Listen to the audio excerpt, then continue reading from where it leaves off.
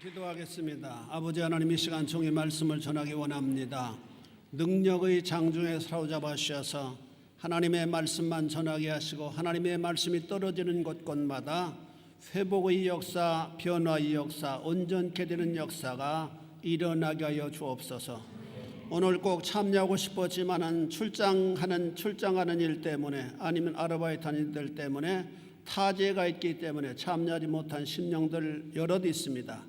어디에 있든지 간에 그들을 지키시고 권고하여 주옵소서. 예수님 거룩하신 이름 받들어 기도 올리옵나이다. 아멘. 우리가 사는 시대는 부와 가난의 갭이 더욱더 커졌습니다. 그것은 사회학자들의 말에 의하면 신자유 경제 개념을 도입했기 때문이다. 그렇게 논하는 분들도 있습니다. 무한경제 시대. 그래서 한 1이나 2% 사람들이 전체 부의 80-90%를 손에 쥐고 있다고 그렇게 말합니다. 세상의 재화는 분배가 잘 되어져야만 되는데 그래야 모두가 다 공평하게 살아갈 수가 있고 공평한 행복을 구가할 수가 있는데 부의 집중 현상이 심화되고 있으므로 말미암아 사회적 병리 형상이 많이 일어나게 되어지고 있다라고 하는 사실을 우리는 알게 됩니다. 그래서 우리 사회는 부익부 빈익분이 더욱더 맹렬하게 발전하고 있다라고 하는 사실을 부인할 수가 없다라고 생각이 됩니다. 얼마 전 신문 기사에 의하면 서너 살 되는 아이가 수백억의 재산을 소유하고 있다, 그렇게 기록한 것을 보았습니다. 부자들이 더 부자되기 위한 방법으로 세금을 면하려는 꼼수를 피는지는 모르겠지만은 서너 살짜리, 2살짜리, 어떤 심지어는 뱃속에 있는 아이까지 벌써 유산을 미리 수백억을 이렇게 점지해 놓는 경우도 있다고 그래요. 부의 지나친 편중에 의해서 극한 가난에 떨어지는 사람들이 하루가 멀다고 목숨을 끊는 일이 빈번하게 일어나고 있다라고 하는 사실을 우리는 압니다. 오늘도 보니까 잠깐 보니까 연예계에 많이 활동한 사람이 46살밖에 먹지 않았는데 목숨을 끊었다, 그렇게 나오고 있더라고요. 여러분, 이 자살은 엄청난 죄입니다. 왜냐하면 그건 하나님 앞에 가서 심판받을 것은 말할 것도 없겠지만은 살아남은 자들에 대한 극한 고통을 주는 행위가 바로 자살이기 때문입니다. 그의 살아남아있는 자녀들, 아내, 부모들은 얼마나 큰 고통을 자녀가 먼저 감으로 말미암아, 더구나 극단적인 방법인 자살을 선택함으로 말미암아 고통 속에 살아가야만 될까? 사단의 역사로 난 생각합니다. 남아있는, 죽은 사람은 편할지 몰라도 남아있는 사람은 말할 수 없는 극심한 고통 가운데 살아갈 수밖에 없게 만드는 아주 잔인한 행위다, 잔인한 행위가 되어진다라고 나는 봅니다. 여러분, 암이 3기, 3기가 돼가지고 막 그냥 헐떡거리면서도 그 생명을 좀 더 연장시키려고 발버둥 치는 사람들이 병상에 얼마나 많은지 몰라요.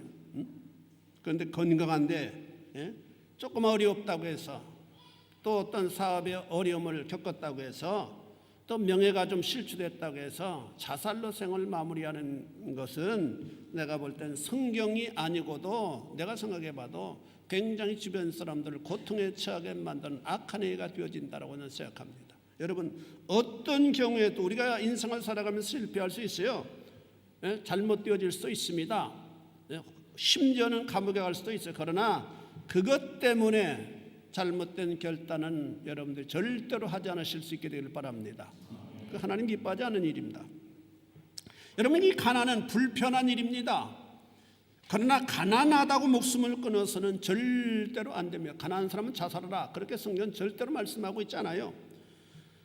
우리 사회는 이런 외국과는 다르게 가난함을 부끄럽게 여기는 경향이 참 많습니다. 그래서 다는 아니겠지만은 부자는 지나치게 우리 사회는 거두름을 피우고 가난한 사람은 마치 죄인화되는 것처럼 눈치를 보며 살아가는 그런 우리 사회입니다. 그래서 제가 한국에 가봐도 저를 대접하는 사람이 아주 좋은 차를 가지고 저를 대접할 때 거기 차 타고 그 차 호텔 식당 앞에 딱 내놓으면 사람들이 막 달려와서 차를 대신 파킹해 주겠다고 하고, 나는 또 나쁜 차를 타고 그 뒤 쫓아갔더니 당신은 저기다 파킹하든지 말든지 하라고 그러더라고요.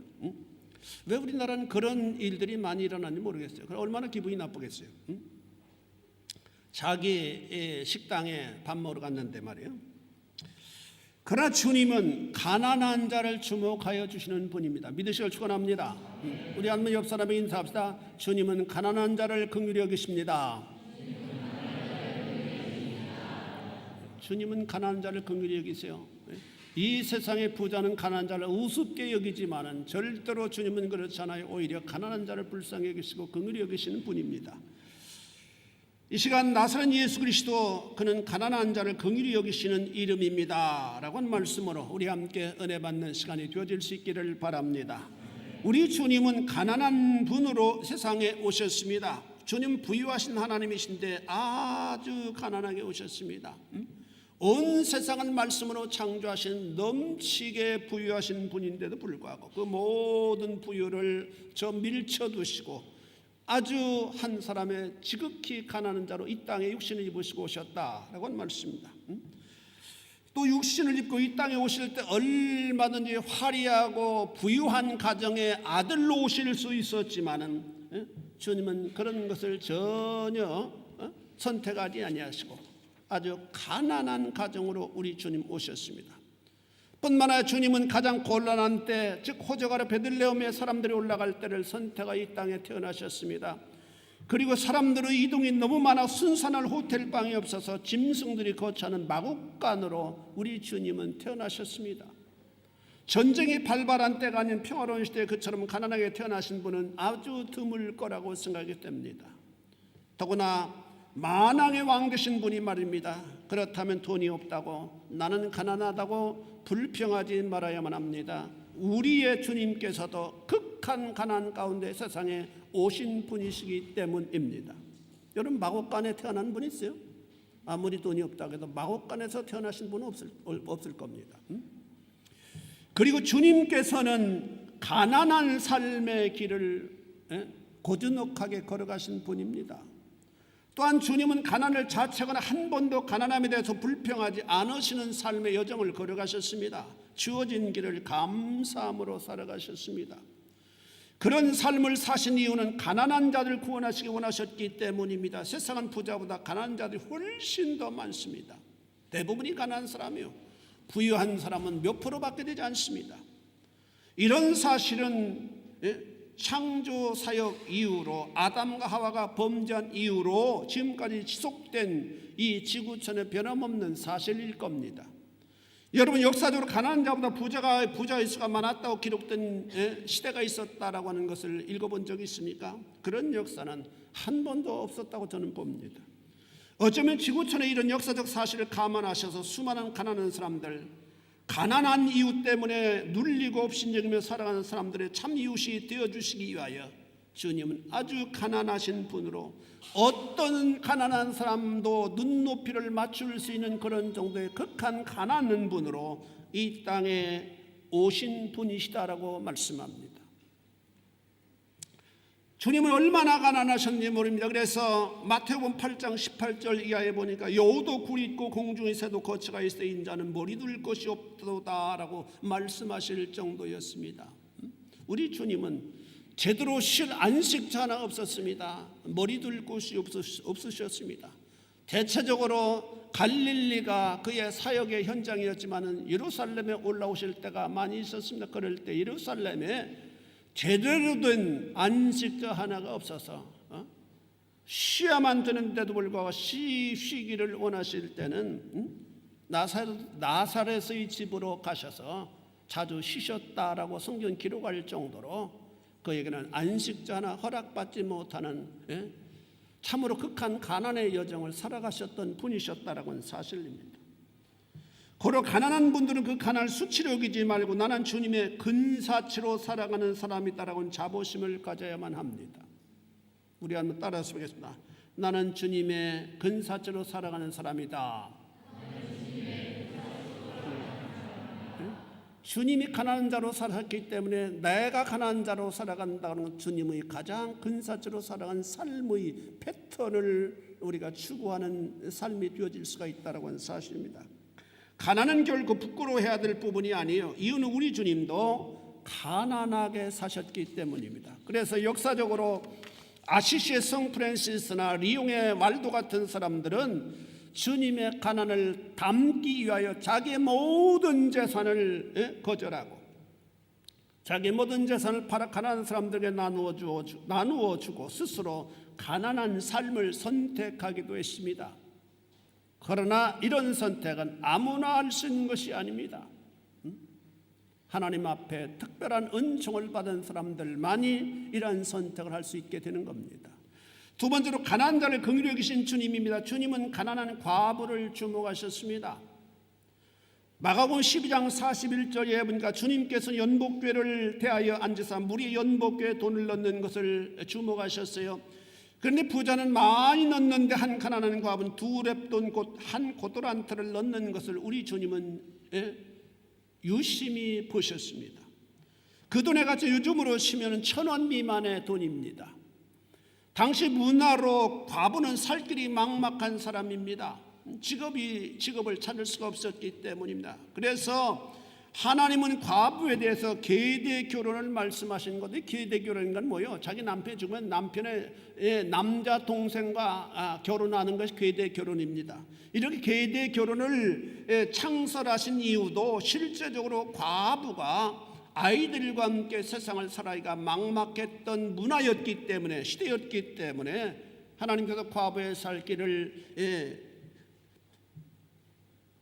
열어주시기 위하여 계대 결혼을 말씀하셨다라고 주장하는 신학자들도 있습니다. 그러는 가난한 과부였기 때문에 한 푼이 아까울 수밖에 없는 상황이었어요. 그럼에도 불구하고 너는 연보하지 않아도 된다, 가난하니까. 하나님 그렇게 말씀하지 않으셨어요. 연보야말로 물질의 주인은 하나님입니다 라고 하는 신앙 고백적 의미가 있는 행위가 되어지기 때문입니다. 주님은 그 가난한 과부에 드린 연보를 주목하셨습니다. 그것은 가난한 과부에 대한 큰 관심을 갖고 계심을 의미합니다. 그곳에 있던 많은 사람들이 이 과부에 대해서 무관심했을 겁니다. 그러나 주님은 그를 긍휼히 여겨주셨습니다. 가난이라고 하는 삶의 질곡이 얼마나 힘들고 처절하다는 것을 아시는 주님이셨기 때문입니다. 가난할 때 힘든 사람들의 시선 때문에 더 힘이 듭니다. 사람들이 우습게 여기고 무시하는 시선이 힘듭니다. 이런 시선이 심지어는 부모 자식들 간에도 성립되어진다고 하는 사실을 우리는 요즘 신문지상을 통해서 얼마나 자주 보고 있는지 모릅니다. 부모가 재버리면 아들이나 며느리는 입에 혀같이 움직입니다. 저희 교회 작년인가 우리 제 집사님이 한국의 유명한 재벌에 조그만 아이들을 데리고 온 한 가족이 다 왔대. 그 아이들 구경시키기 위해서 유모나 그 고모나 다 왔는데, 그 아이들 국민학교밖에 다니지 않는 그런 아이들인데, 초등학교 2, 3학년 얼마나 위계 질서가 똑바른지 자기의 그 힘을 구사한 사람한테는 막 꼼짝 못하고, 자기에게 힘을 구사할 수 없는 사람은 사람같이 여기도 않더래요. 그렇게 어릴 때부터 재벌들은 그런 교육을 시키는가 보더라고. 그런 얘기하는 것도 들어봤습니다. 부모가 재벌이면 자녀들은 입에 혀같이 굴 수밖에 없는 시대를 우리가 지금 살아가고 있잖아요. 그러나 부모님께 받을 게 없다고 여기면 귀찮게 생각하고 가볍게 대하는 것이 우리가 살아가는 이 시대의 현실입니다. 자본주의 사회, 물질이 최고로 수앙받는 가치관이 지배하는 세상에서는 어쩔 수 없는 사회 현상이라고 우리는 볼 수 있습니다.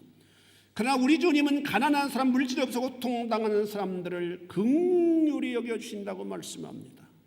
그리고 용기를 내라고 하십니다. 나도 가난한 삶의 여정을 걸어왔다고 말씀하십니다. 물질보다 더 중요한 것이 있다고 말씀합니다. 주님은 아무도 인정하지 않는 과부를 칭찬하셨습니다. 이 가난한 과부는 연복궤에 넣는 모든 사람보다 많이 넣었다고 주님은 인정해 주셨습니다. 다른 사람들은 부유한 중에 많이 넣었지만 이 여인은 가난한 중에 자신의 모든 소유고 생활비 전부를 넣었다고 주님 말씀하여 주셨습니다.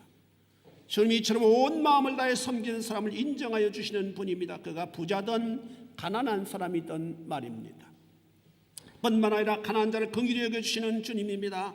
시편 68편 5절에 보니까 그 거룩한 초소에 계신 하나님은 과의 아버지시며 과부의 재판장이시라고 말씀합니다. 과와 과부는 부모나 남편이 없는 사람입니다. 그래서 한없이 외롭고 고독한 삶의 길을 걸어갈 수밖에 없는 사람입니다. 이런 사람들을 세상은 대체적으로 외면합니다. 힘이 없기 때문입니다. 그러나 하나님은 그렇지 않으십니다. 이런 사람을 관심을 가지고 돌보시고 긍휼히 여겨주시는 분이라고 말씀합니다. 여러분 외로우십니까? 하나님 외로워 눈물을 흘리는 사람들 때문에 마음 아파하신다고 하는 사실 여러분 기억하실 수 있게 되기를 바랍니다. 우리의 참된 영적 아버지가 되시기 때문입니다. 부모님은 특성상 연약한 자녀들에게 더 큰 관심을 두시도록 되어 있습니다. 더 애잔하시는 분입니다. 세 번째로 지속적인 주님의 사랑을 받으려면 어떻게 하면 됩니까? 성도는 가난하게 사는 법을 학습할 수 있어야만 됩니다. 마가복음 10장 17절 이하 보니까 부자 청년 주님 앞으로 나와서 영생을 얻기 위해서 내가 무엇을 해야 하느냐고 질문드렸습니다. 그때 주님은 계명을 지키라고 간단하게 말씀하셨습니다.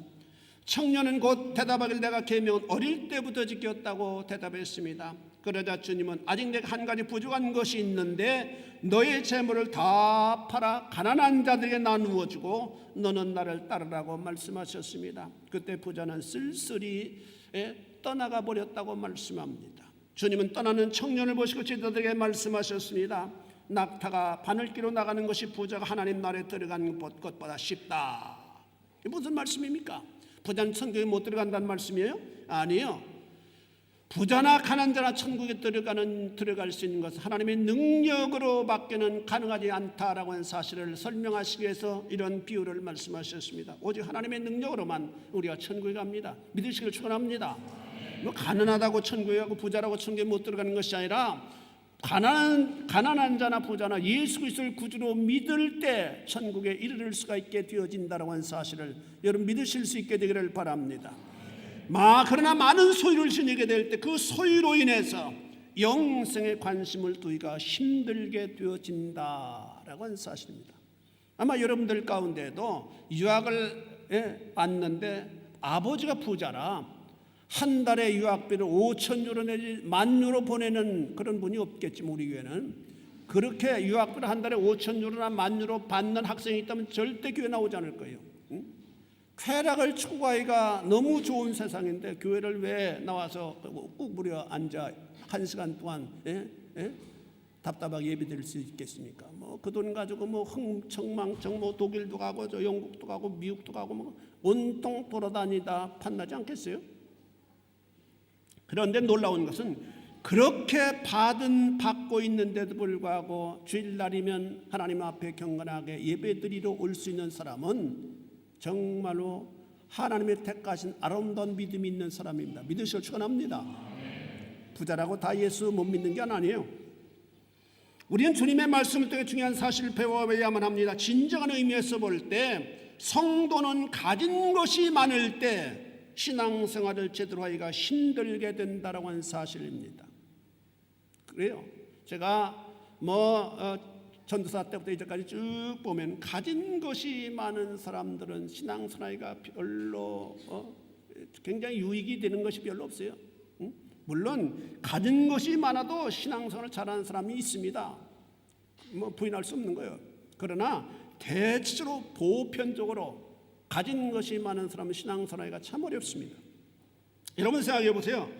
지금 여러분 중에 집에 한 10카레트짜리 다이아몬드 반지를 서랍에 두고 온 분이 있다면 아마 10카레트짜리면 제가 한번 인터넷을 찾아봤어요. 1카레트 얼마 되나 했더니 5천에서 1억 8천이가 된다고 하더라고요. 그럼 10카레트는 10억이 넘는 돈인데 그런 반지를 받은 사람이 그 반지를 교회에 끼우고 오기가 못해서 서랍장에다 놓고 와서 예배를 드리는 분이 있다면 제 말씀은 정말 들려오지 않을 겁니다. 혹시 이태리 도둑이 많은데 우리 집에 들어오진 않았을까? 문을 내가 제대로 잠그고 오진 않았을까? 아마 염려와 근심 때문에 설교가 무지무지하게 지루하게 여겨질 거라고 생각이 됩니다. 왜 설교를 왜 이렇게 길게 하나? 왜 끝나지 않나? 그 생각 때문에 아마 전전긍긍하게 되어질 것이라고 생각합니다. 그럼에도 불구하고 하나님 주신 것이니까 도둑이 가져가면 가져가지. 나는 이 시간 하나님 앞에 신령과 진정으로 예배를 드립니다. 그런 걱정과 염려는 사다 나사렛 예수 이름으로 명하니 물러가라. 이런 믿음을 가지고 예배에 지금 설교를 집중하고 있는 사람이 있다면 대단한 믿음의 사람입니다. 믿으실 축원합니다. 그런 믿음의 사람들이 되어질 수 있기를 바랍니다. 우리의 신앙생활은 소유가 많음으로 말미암아 장애가 되는 경우가 굉장히 많습니다. 우린 부패한 속성을 지니고 있기 때문입니다. 그것들은 삶의 편리함을 주는 도구일 뿐인데도 사단이 그것을 가지고 자꾸 우리를 꾀고 유혹하고 우리에게 하나님께 가까이 가지 못하게 만드는 장애물로 역사를 하기 때문입니다. 우리가 살아가는데 돈이 필요하기에 돈을 달라고 기도하고 또 열심을 다해 비즈니스를 통해서 돈을 벌었다면은 그 돈을 많이 벌었다면 그 돈 때문에 가난한 사람을 우습게 여기고 판단하는 경우가 있습니다. 참으로 아이러니한 일이요, 우리나라에 유독 심하게 나타나는 현상이라고 생각합니다. 자기도 엄청나게 가난해 보았음에도 불구하고 이런 일이 우리 사회는 비일비재합니다. 배움이 많다는 것, 명문대학을 나왔다는 것, 아니면 지위가 있다는 것, 인기가 높다는 것, 공부를 잘한다고 하는 것, 우리 주변에는 상대적으로 우위를 점하게 하는 수많은 요소들이 많습니다. 그런 요소들, 부유하다는 이유 때문에 특별한 것을 지니고 있다고 하는 이유 때문에 겸손하지 못하는 경우가 얼마나 많은지 모릅니다. 우리가 많은 것을 배우기 위해서 유학을 오고 열심을 다해 공부하는데 그 결과로 얻은 지식이나 경험으로 인해서 스스로 교만하게 된다는 것은 정말 안타까운 일이 아닐 수 없습니다. 그렇다면 하나님께서 가난한 자를 사랑하시는 말씀에 준하기 위해서 우리는 반지식인이 되어야 하고 재산을 가난한 사람들 모두 나누어 줘야 되고 좋은 직장에 취직할 수 있는데도 불구하고 올바른 신앙생활을 영위하기 위해서 포기해야만 된다는 말입니까? 아니요, 절대로 그런 것은 아닙니다. 그럼 어떻게 해야만 되는 겁니까? 많은 것을 소유하고 있지만은 거기에 가치를 두지 말고 우리의 진정한 가치를 영적 세계에 두려고 노력하는 삶이 되어져야만 된다라고 하는 말씀입니다. 우리 여기서 명문대학을 나오고 모든 지식을 하고 지위가 높고 돈이 많고 해도 그것은 이 세상에 하라는 거예요. 주님 앞에 가서는 야, 너 명문대학 나왔구나, 아, 너 돈이 굉장히 많았구나, 너 장관했구나, 주님 그 말씀하실 것 같아요? 천만의 말씀이에요. 내가 어떻게 신앙생활을 했느냐, 거기에 포커스를 맞추고 질문하시는 분이라고 하는 사실을 우리가 기억해야만 됩니다. 그런데도 세상에 돈이 많은 사람들은 그렇게 하잖아요. 우리 교회 미국에서 오셨던 집사님이 계시는데 그분이 한국 정치가 중에 제일 돈이 많은 사람이 워싱턴에 왔었는데 막 지점장으로 오는 사람한테 비행기 스케줄이 잘못됐다고 막 자기보다 나이가 훨씬 많은데 욕을 얼마나 많이 하는지, 그분이 크리스찬이냐고 말해요. 그 교회 다니는 분인데도 어떻게 그럴 수가 있느냐고. 그러면서 그분 가고 며칠 있다가 그 지점장을 다른 데로 옮기게 하더래요. 인격적 잘못됐다고 막 흥분하면서 저한테 한 얘기를 제가 들어봤습니다. 사람은 돈이 많으면 그렇게 되기가 굉장히 쉬워요. 그것을 힘으로 생각하기 때문에. 실제로 우리가 지니고 있는 것은 하나님께서 맡겨주신 것을 언젠가는 우리 곁을 다 떠나버리는 것입니다. 지위도 떠나고 다 떠나는 거 아니에요. 배움도 나이가 60 넘으면 배움에 굉장히 명철한 머리를 가지고 있다고 해도 다 평등화가 되잖아요. 아름다운 미모를 가지고 60 되면 다 평등화가 되잖아요. 내가 부동산을 지니고 있다고 해서 그것이 자자손손 나의 소유가 될 수 있겠습니까? 그럴 수 없어요. 그 의미를 깨닫게 될 때 소유하고 있지만 겸손할 수 있고 그 소유로 인해서 신앙생활에 지장을 받지 않으려고 발버둥을 치게 됩니다. 우리가 이 땅에서 살아가는 7, 80년이지만 주님 앞에 가서 주님과 더불어 살아가는 삶은 영원한 세계이기 때문입니다. 비교할 수 없이 장구한 세월을 주님과 더불어 살아가야만 되기 때문에 진정한 가치를 그 세상에 두는 크리스찬이 되어져야만 된다라는 말씀입니다. 에레미야 9장 23절에 보니까 여호와께서 이같이 말씀하시되 지혜로운 자는 그의 지혜를 자랑하지 말라, 용사는 그의 욕망을 자랑하지 말라, 부자는 그의 부함을 자랑하지 말라. 이 세상적인 것을 가지고 자랑하지 말라는 말씀입니다. 자랑하는 자는 이것으로 자랑할지니 곧 명철하여 나를 아는 것과 여러분, 내가 예수 믿게 되어진 것, 그것을 자랑하는 여러분들이 되어지시기를 바랍니다. 그런 자랑은 주님이 기뻐하십니다. 내가 예수 믿어보니까 너무 좋더라. 그러니 당신도 예수 믿으라. 뿐만 아니라 나 여호와는 사랑과 정의와 공의를 땅에 행하는 자인 줄 깨닫는 것이라. 나는 이를 기뻐하노라. 여호와의 말씀이니라. 이 말씀을 정리하면 우리가 하나님을 믿게 된 것을 자랑하고 하나님께서 행하신 일을 자랑하라고 한 말씀입니다. 하나님께서 세상에 행하신 일은 사랑과 정의와 공의인데 그것을 깨달아 자랑하라고 말씀합니다. 그런 자랑이 참된 자랑이 하나님께서 진정으로 기뻐하신 자랑이라고 하는 말씀입니다. 그렇다면 우리가 통상적으로 하는 자랑은 얼마나 하나님 앞에 부끄러운 자랑이요 하나님께서 원치 않는 자랑임을 우리가 깨달아야만 된다라고 하는 말씀입니다. 뿐만 아니라 성도는 영적 가난의 의미를 학습할 수 있는 자들이 되어져야만 됩니다.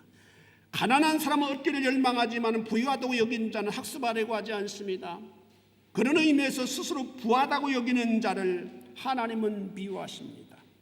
여러분, 라오디아 교회가 중요한 교훈을 줍니다. 라오디아 교회는 얼마나 부유했던 교회였던지 그는 스스로 이렇게 고백했습니다. 우리는 부유하여 부족한 것이 없다. 우리 교회 너무 부유한 교회다. 성도도 많고 헌금도 많고 뭐 재산도 많고 우리 교회는 부족한 것이 없는 교회다. 그렇게 자부심을 가지고 자랑을 했는데 주님께로부터 처음부터 마지막까지 온통 한 부분도 칭찬을 받은 부분이 없이 올 책망을 받은 교회가 라오디 교회였다라고 하는 사실을 우리는 알아야만 합니다. 뿐만 아니라 라오디 교회는 현대 교회의 모델이다라고 신학자들이 주장합니다. 여러분, 나는 부족한 것이 없다. 이런 자 하나님을 만놀히 여기는 교만한 태도입니다. 우리 영적으로 너무너무 가난한 자가 되어져야만 됩니다. 하나님의 은혜에 목말라야 되고 하나님의 은혜를 더 많이 받기 위해서 전전긍긍하는 삶을 살아가는 자들이 되어져야만 됩니다. 그것을 하나님 기뻐하세요. 여러분, 신앙생활하면서 가장 큰 장애는 무엇인지 아십니까? 가장 우리가 두려워야 될 대상이 뭔지 아십니까? 그것은 영적 교만입니다. 나는 은혜를 많이 경험했다. 나는 기도를 많이 한다. 나는 성경을 많이 본다. 이것이 굉장한 영적 교만이고 하나님의 은혜를 더 깊이 받지 못하게 만드는 엄청난 장애물이라고 하는 사실 우리가 알아야만 합니다. 이런 것은 성도는 마땅히 열심히 해야만 되는데 자랑할 수 있는 요소를 가져야만 되는데 그 열심히 한 것에 대해 자랑하게 될 때 그것이 나의 의가 됩니다. 믿으시길 축원합니다. 우리 한번 옆 사람에게 당신의 의는 뭡니까? 한번 물어보시면 당신의 의는 뭡니까? 여러분, 의의 요소를 가지면 안 돼요. 의의 요소를 가지면 하나님이 기뻐하지 않습니다. 내가 가질 수 있는 의의 요소가 어디 있어요? 하나님이 우리의 의는 다 주께로부터 받은 의입니다. 더 나아가서 부유하다고 여기는 자만이 될 수 있습니다. 어떤 이는 윤리나 도덕적으로 수준 높은 삶을 살아갑니다. 성도는 마땅히 그런 삶을 추구해야만 됩니다. 그러나 그것이 자랑이나 나의 의의 요소로 삼으면 안 됩니다. 신앙생활을 제대로 못해요. 그것 때문에 그때부터 그것은 무기가 되어서 그렇지 못한 사람들을 비판하고 정죄하는 도구로 삼기 때문입니다.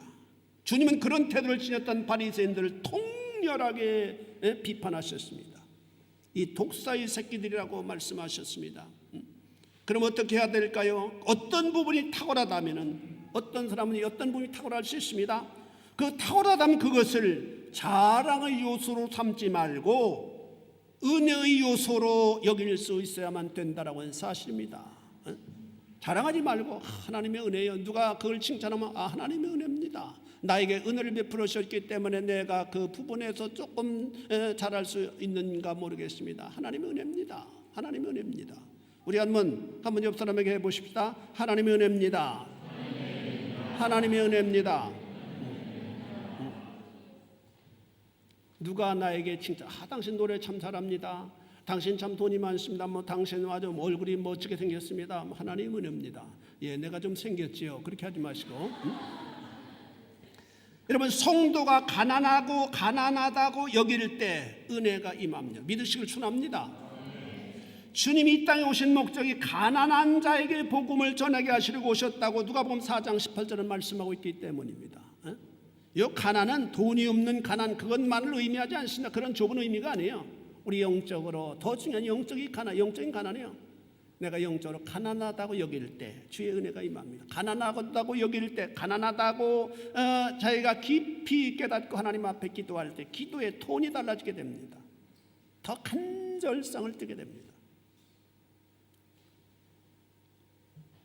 성도는 가난 중에도 자족하는 법을 학습할 수 있어야만 됩니다. 바울은 빌립보 4장 12절에 보니까 내가 자족하는 법을 배웠다고 말씀합니다. 나는 비천에 처할 줄도 알고 풍부에 처할 줄도 알아. 모든 일 곧 배부름과 배고픔과 풍부와 궁핍에도 처할 줄 아는 일체의 비결을 배웠다라고 선언합니다. 그 일체의 비결은 뭐예요?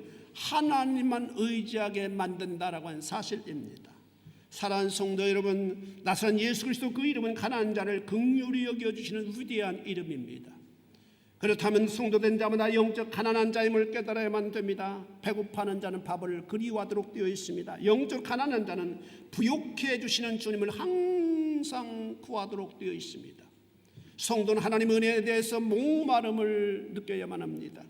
그렇게 하려면 영적 빈곤한 자임을 먼저 깨달아야만 합니다. 부족함을 느끼는 사람만이 그 부분에 집중할 수 있게 됩니다. 그렇다면 가난을 인정하는 일이야말로 하나님의 은혜를 받는 축복의 통로요, 하나님의 사랑을 받는 첩경이 되어질 수 있습니다. 항상 나의 가난함을 인정하고 가난한 분으로 오신 주님을 또 의지하는 성도 여러분 되어질 수 있기를 주님의 이름으로 축원해 드립니다. 기도하시겠습니다. 자비하신 아버지 하나님, 주님의 은혜를 감사합니다.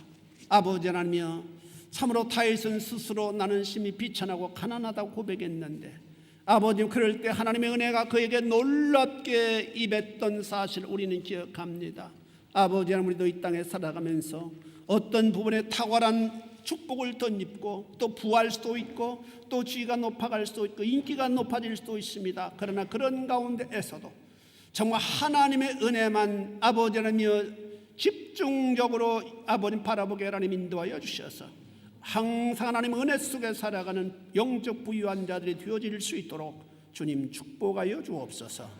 예수님 거룩하신 이름 받들어 기도 올리옵나이다.